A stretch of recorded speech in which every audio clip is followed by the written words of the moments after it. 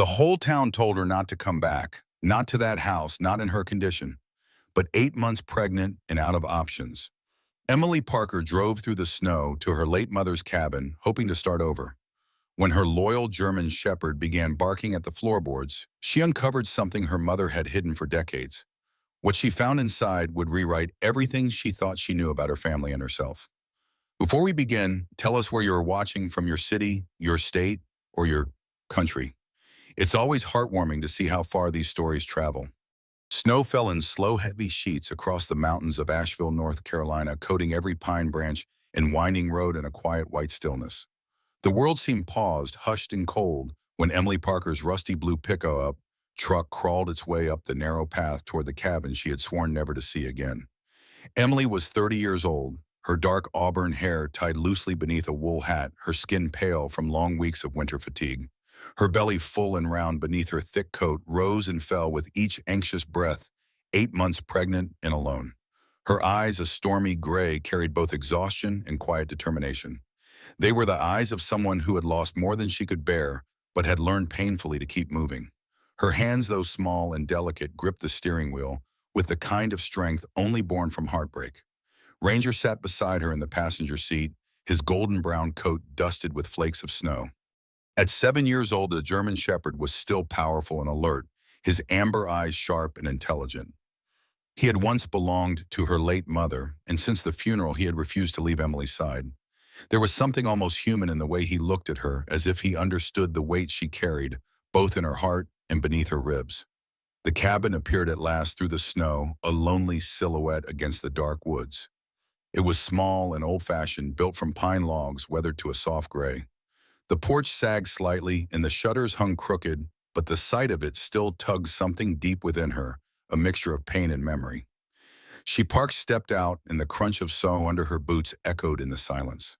The wind carried the faint scent of pine resin and smoke from distant chimneys. For a long moment, Emily simply stood there, staring at the door.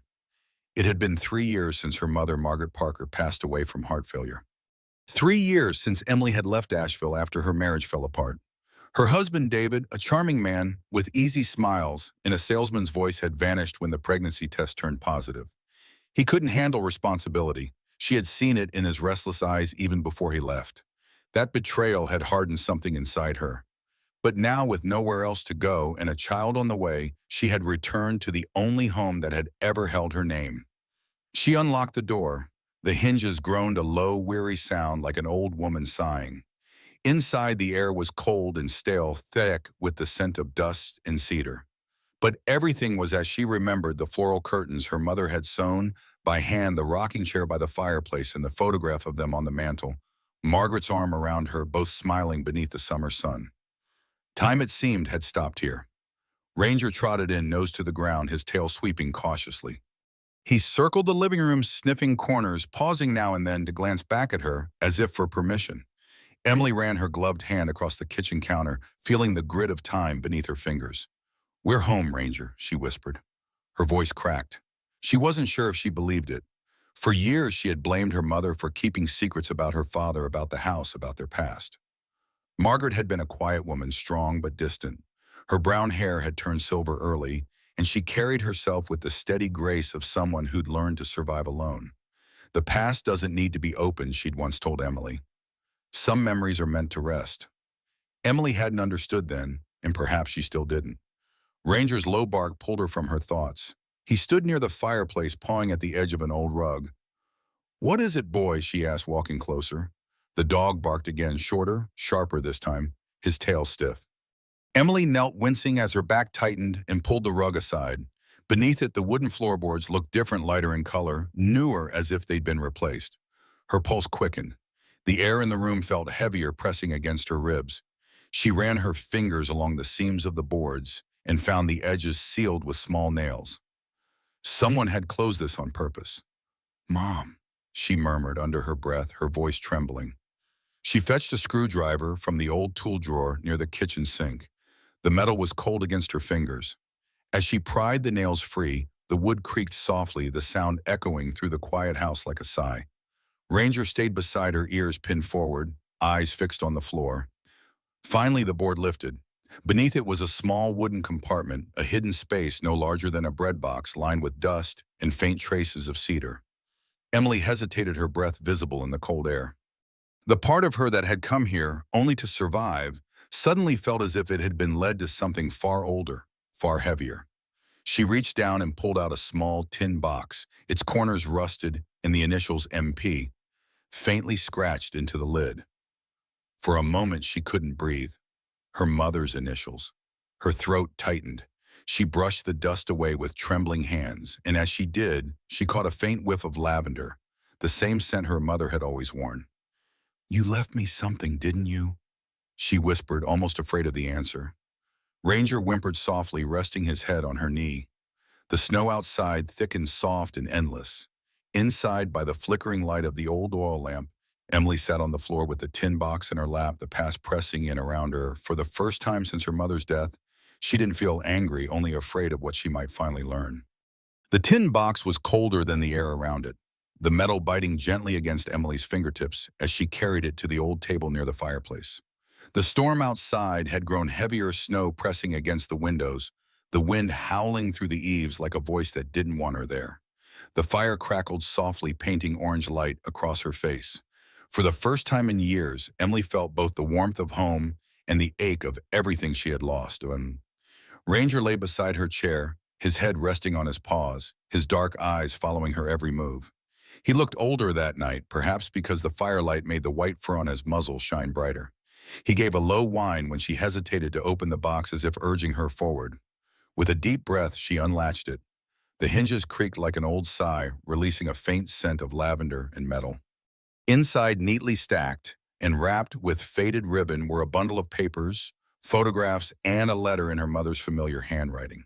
The ink was slightly smudged, as if written in haste or through tears. Emily unfolded it carefully, tracing the first line with her thumb.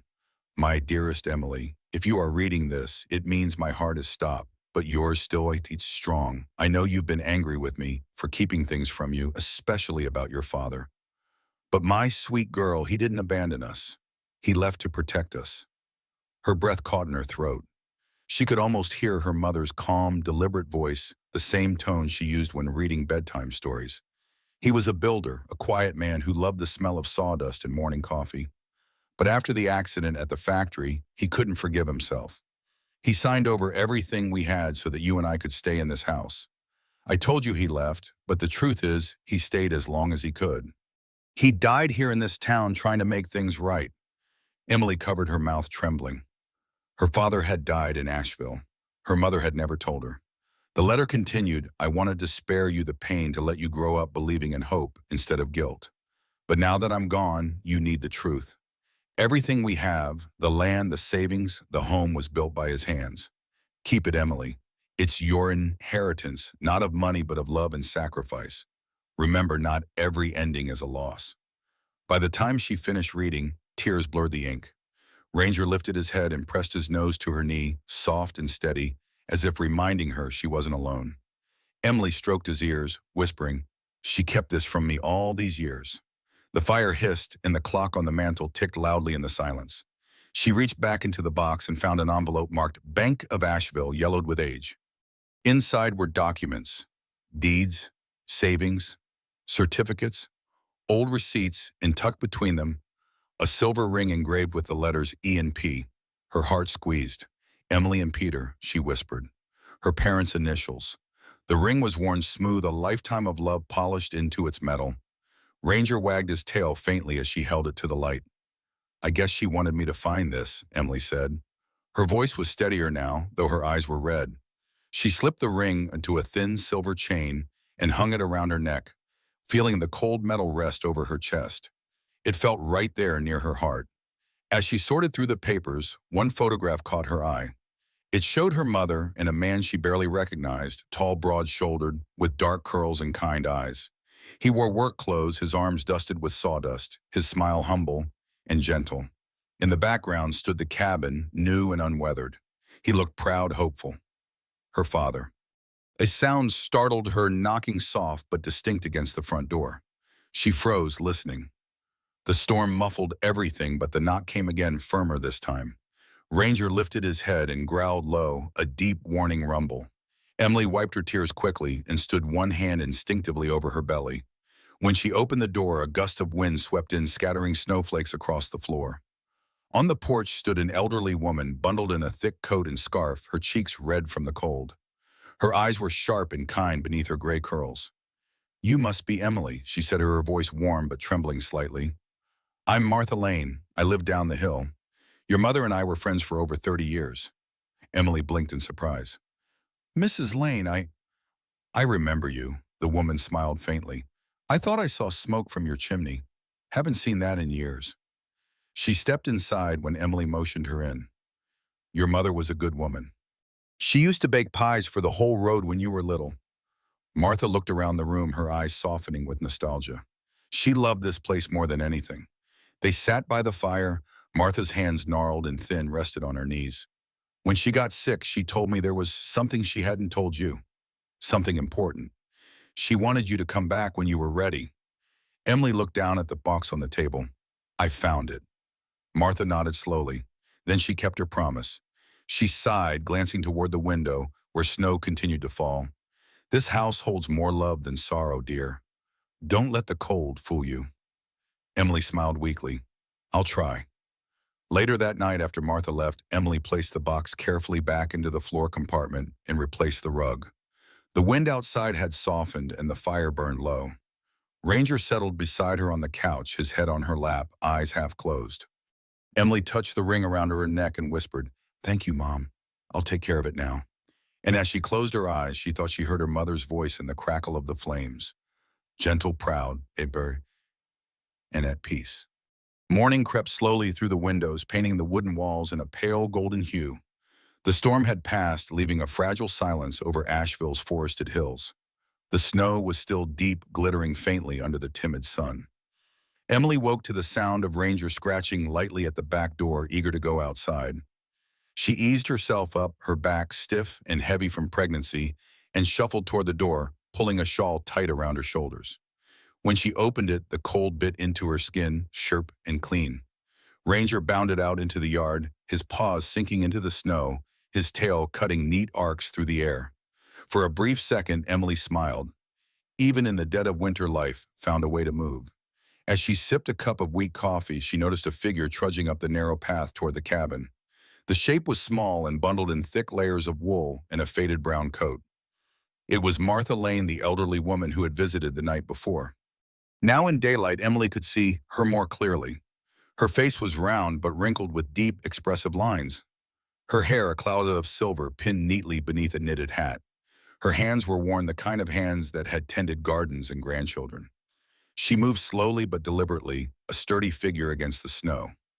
Emily opened the door, surprised but relieved to see a familiar face. "Good morning, dear," Martha called, her breath fogging in the air. "I hope you don't mind me stopping by again. I brought you something warm." She held up a thermos and a small paper bag that smelled faintly of cinnamon. Emily smiled and stepped aside. "Please come in. It's freezing." Inside, Martha set the things down on the table and brushed the snow from her coat. "I baked these this morning," she said, revealing small cinnamon rolls dusted with sugar. "Your mother used to love them. She always said cinnamon reminded her of hope." Emily chuckled softly. "That sounds like her." They sat by the fire, sipping coffee and eating in companionable silence. After a while, Martha's eyes drifted to the box Emily had left on the mantel. "You found what she wanted you to, didn't you?" Emily nodded slowly. "Yes, I read her letter. I didn't know about my father." Martha's expression softened. "Your mother carried that secret for too long. She just wanted to protect you." There was a quiet pause. Martha leaned back, her face growing serious. "There's something else you should know, dear. About this land." Emily frowned. "The land, yes." Martha clasped her hands together. "A few years before she passed, your mother told me that officials from the county office had come by. They wanted to claim this property for a new housing development. Said it was unclaimed rural land. But your mother fought them tooth and nail. She'd bought the deed outright years ago after your father's death. Paid it off in full, every last cent." Emily felt a swell of pride mixed with sadness. "I had no idea." She hid the papers. Martha continued, lowering her voice. "Didn't want anyone tampering with them." She said if they knew how much land she actually owned, they'd never leave her in peace. This isn't just the cabin, Emily. It's nearly 20 acres stretching to the river bend. Emily blinked. 20 acres. Enough space for a lifetime of quiet or a fortune if sold. Do you think it's still legally mine?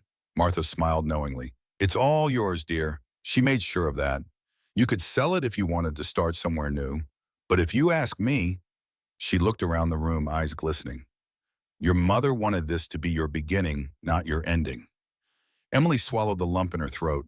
The fire popped softly, filling the silence between them. Outside, Ranger barked from the yard. Emily and Martha exchanged glances before Emily rose, stepping carefully down the porch steps. Ranger stood near the edge of the garden by the old maple tree that had long lost its leaves. His paws were digging into the frozen earth snow scattering around him. "What's there, boy?" Emily asked, her voice light but curious. The dog paused, then barked again, his tail wagging, but his body tense. Emily knelt as best she could, brushing the snow aside. Beneath the hard soil, something caught the light, a small, weathered cloth pouch tied with a thin piece of string. Her hands shook as she pulled it free. Martha had followed behind, her eyes wide. What in heaven's name? Inside the pouch was a brass key, heavy and cold, attached to a tag that read, Asheville National Bank. Alongside it was a folded paper stiff and yellowed with age, a savings booklet. Emily's breath caught as she opened it. The numbers were old, written in fountain pen ink, but one stood out clearly, $95,000. The room seemed to tilt for a moment. She stared at the paper, her heartbeat quickening. "She left this for me," Emily whispered. Martha's hand came to rest gently on her shoulder. "She must have known you'd need it someday." Emily pressed the booklet to her chest, tears stinging her eyes. She thought of her mother working long hours as a seamstress after her father's death, always saving, always quiet. All this time she had been building a future for a daughter too young to understand the depth of a mother's love. Ranger barked again, the sound echoing through the still forest, as if to remind her that the world, for all its loss, was still turning. Emily looked up at the maple tree, its bare branches stretching toward the pale winter sky, and whispered, "Thank you, Mom. You kept me safe even now." Martha smiled faintly, wiping her eyes. "You see, Emily? Not every secret hurts. Some are just waiting for the right time to be found." That evening, the wind softened, whispering through the pines that surrounded the small cabin like old sentinels guarding a secret. The smell of smoke lingered in the air, blending with the faint sweetness of cinnamon from the rolls Martha had left earlier. Emily sat by the fire, her fingers tracing the edges of the bank booklet again and again, the ink numbers almost glowing under the lamplight. $95,000, enough to change everything, yet it felt heavier than gold. It wasn't just money, it was proof of love she had failed to see when her mother was alive. Ranger lay curled near the fireplace, his chest rising and falling in slow rhythm, ears twitching at every crackle of wood. The cabin was quiet except for the sound of his breathing and the soft ticking of the clock on the wall. The silence pressed against her stirring memories she had buried deep. She thought of her mother's hands, always dry and cracked from work, yet gentle when brushing Emily's hair before bed. Margaret Parker had been a woman who wore strength like an old coat, frayed but dependable. She never complained, not even when life had taken everything. Emily wondered how many nights her mother had sat in the same chair counting pennies and promises, building a future for a daughter who once called her distant. The guilt burned her chest. She rose from the chair, pacing toward the small kitchen. The floorboards creaked under her feet. The cabinets were still the same faded green from her childhood, the paint chipped in places. She opened one, then another, as if drawn by instinct more than thought. Finally, she stopped at the cupboard above the sink, the one her mother had always kept locked when Emily was a child. The key still hung by the window on a rusty nail, just where it always had. She turned it gently. The lock clicked open. Inside was a collection of small things, recipe cards stained with time, a tin of sewing needles, and a few folded papers tied with the blue ribbon. At the bottom was a white envelope, its edges yellowed, the handwriting unmistakable. "To Emily, for when I'm gone." Her hands trembled as she pulled it out. The date written on the corner read, 10 days before I leave this world. She sat down at the small kitchen table, her breath catching. Ranger lifted his head, watching her carefully, his brown eyes filled with quiet understanding. She unfolded the letter. The ink had faded, but her mother's words seemed alive. "Emily, my darling girl, If you're reading this, then I didn't get the chance to tell you what my heart always held. I know you think I was hard on you that I asked too much, but I saw in you a strength I didn't have until I became a mother. And now you're about to know what that feels like. The fear, the love, the impossible courage that comes from holding another life inside you. I sold the old house in Charlotte. Every dollar from it is for you and your baby. I wanted you to have a choice, a real start. Maybe you'll move somewhere bright. Maybe you'll stay here. Either way, promise me you'll always come back to this place. Because no matter where life takes you, this cabin will always be home. Emily's lips quivered. Her vision blurred as tears streamed down her cheeks. Mom, she whispered, her voice breaking. She pressed the letter to her chest, sobbing softly, her shoulders trembling. Ranger rose and walked over, resting his head on her lap. His fur was warm, and she clung to that warmth as though it could bring her mother back. For several minutes she couldn't speak. All the years of distance, the words she hadn't said, the time she'd turned away, they came back like ghosts in the firelight. I was so angry, she said through tears. You didn't deserve that. Ranger whined, nudging her gently, his nose brushing her hand until she smiled faintly through her tears. You're right, boy. She'd hate to see me cry like this. She wiped her eyes, folded the letter, and placed it carefully back into its envelope. Then she noticed something else at the bottom of the cupboard, a small jewelry box wrapped in cloth. Inside was a delicate silver pendant shaped like a leaf. On its back, engraved in tiny script, were the words, "Be brave for both of us." Emily's breath caught in her throat again. She slipped it onto the same chain as the silver ring. The two pieces touched lightly, chiming with a almost musical sound. At that moment, she felt something inside her settle, a quiet certainty that she was exactly where she was meant to be. Her mother had prepared everything, not out of control or fear, but love. Every locked drawer, every hidden paper, every silence had been an act of care. Outside, the moon climbed high over the trees, silver light flooding the snowy clearing. Emily stood by the window, her reflection faint in the glass. She touched her belly, feeling the baby move gently beneath her hand. You're going to have a good life, she whispered, because your grandmother made sure of it. Ranger came to stand beside her, pressing his side against her leg. Together they looked out into the night, a woman, a dome, and a promise that love once planted could survive any winter. The snow had finally begun to melt, leaving behind soft rivulets of water that trickled down the hillside, catching the morning light. The forest around the cabin breathed again, pine branches heavy with droplets, the earth damp and dark beneath them. The air smelled of thawing soil and new beginnings. Emily stood on the porch, her hands resting on her belly, now full and round, feeling the faint stir of life within. The long winter had begun to release its hold, and with it something in her heart had loosened too. Ranger bounded down the small slope toward the maple tree, his fur glistening gold in the sunlight. The German shepherd, though 7 years old, moved with youthful strength. He stopped occasionally to sniff at the ground, tail wagging, before turning to look back at her as if to say, "See, the world still turns." Emily smiled. "Good boy," she whispered, her breath visible in the chill. Inside, the cabin had changed. The dust was gone, the hearth swept clean. Emily had spent the last week working slowly, deliberately, sweeping the floors, patching the roof with old shingles, even scrubbing the windows until they shone. Every small act felt like reclaiming something, not just the home her mother had left her, but the strength she had once doubted she possessed. The room smelled faintly of lemon oil and firewood, a scent that seemed to carry memory and promise in equal measure. That morning, as she opened the shutters, sunlight spilled through the windows and lit the framed photograph of her mother on the wall, the one where Margaret Parker stood in her garden, smiling with dirt on her hands and sunlight on her hair. Emily walked closer, straightened the frame gently, and said softly, "We're home, Mom." The words felt lighter now, no longer a confession of grief, but a declaration of peace. A knock at the door startled her. When she opened it, she found a man standing there, his posture tall but hesitant. He looked to be in his mid-40s, his face lean and weathered from years outdoors. His short-cropped brown hair was threaded with silver, and faint stubble lined his jaw. His eyes, gray-blue like a winter sky, held both strength and caution. He wore a heavy flannel jacket and work boots caked with mud. "Morning, ma'am," he said, removing his cap politely. "Name's Daniel Hayes. I'm from the county office.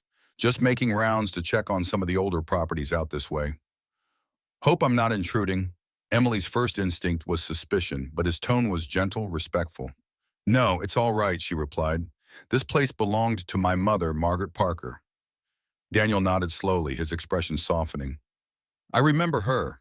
Strong woman. Always came to the town council meetings, always had something to say about protecting the old lands. She used to bring her dog, too, big fella, looked just like yours." Emily smiled faintly. That was probably Ranger's father. The man chuckled. "Then he's got good blood. You planning to stay here?" She hesitated, then nodded. "Yes, I think I am.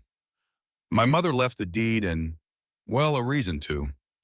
Daniel seemed to understand without needing details. He looked around the clearing, taking in the view of the valley below where mist still hovered like breath on glass. "You picked a good place," he said. "I'll make sure the records show this land is privately held. Wouldn't want any development plans touching it. Your mother fought hard for that." "Thank you," Emily said quietly. There was something sincere about him, something unhurried, a man who had known both loss and patience. Daniel nodded once more, put his cap back on, and offered a small smile before heading down the snowy trail, his boots crunching against the half-frozen ground. When he was gone, Emily exhaled, realizing how tense she'd been. She returned to the porch where Ranger was lying with his paws crossed, eyes half closed in the sunlight. He looked utterly content, as if this too was his reward after the long cold season. That afternoon she began to prepare the nursery in the small back room. The crib was simple, hand-built by her father years ago, its wood still solid, its corners smooth from age. She hung a faded blanket over it, the same one her mother had wrapped her in as a baby. The rhythmic tap of rain began on the roof again, gentle and cleansing. Emily stood by the window, feeling her baby shift inside her, and whispered, "You'll grow up knowing her strength. You'll grow up safe." Later, as dust settled, she lit a candle on the kitchen table beside her mother's last letter. The flame flickered softly, casting shadows that danced along the walls. Outside, the bells of the old church in the valley began to ring, a low, distant sound that rolled through the forest like a blessing. She closed her eyes, letting the sound fill her. Ranger came to sit beside her, resting his chin on her knee. Emily stroked his fur absently, her gaze unfocused but calm. She could almost hear her mother's voice in the wind, not a ghostly whisper, but something warm and familiar, saying, "You're ready now." When she opened her eyes again, the last light of evening stretched across the snow like a golden path. She stood, looked around the small cabin that had once been a prison of memories, and realized it had become her sanctuary. She touched her belly one last time and said quietly, "You'll know your grandmother was strong, and so will I." Ranger lifted his head as if in agreement, his eyes glinting in the candlelight.